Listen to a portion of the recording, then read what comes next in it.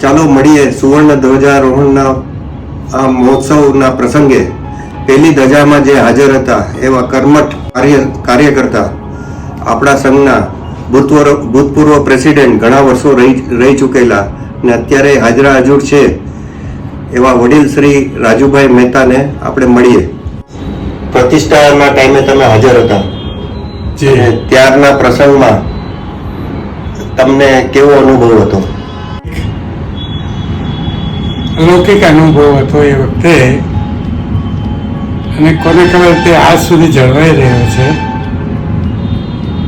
પ્રભુ મને સુરત દાદાની બહુ કૃપા છે, ખૂબ આનંદ છે, લીલા લહેર છે. સંઘ સેવા જે છે એ જ પરમાત્માની સેવા છે, જે આજ સુધી નિભાવવાનો પ્રયત્ન કર્યો છે અને આગળ પણ એ જ પ્રમાણે નિભાવતો રહો એવી કૃપાળુ પરમાત્માને પ્રાર્થના છે. અત્યારે રાજુભાઈ જીનશાસન સેવા ફાઉન્ડેશનમાં ઘણા બધા સાધર્મિકના કાર્યો કરી રહ્યા છે. અનુકંપા દાન અને સાધર્મિક દાનનું ખૂબ મોટું કામ કરી રહ્યા છે. અને તમને હવે આગળનો આ ધ્વજારોહણ પ્રસંગ સુવર્ણ જયંતિ કેવી લાગે છે?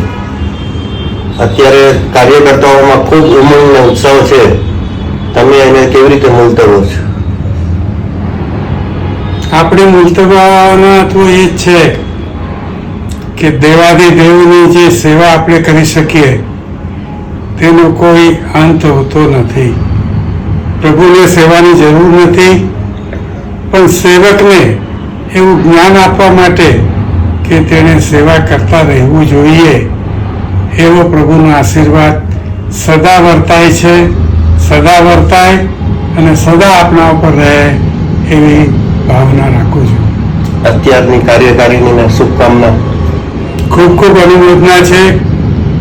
બધા યંગ કાર્યકર્તાઓ છે, આપણા જ બચ્ચાઓ છે, તેમને જોઈને ખૂબ હરખ થાય છે અને મનમાં એમ થાય છે કે પ્રભુએ આ સુવર્ણ તક આપી છે આ બચ્ચાઓને જોવાની, એમની ભક્તિને જોવાની અને એમની કાર્યકુશળતાને માણવાની.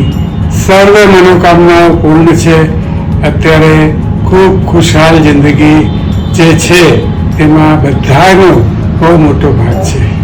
જય જિનેન્દ્ર.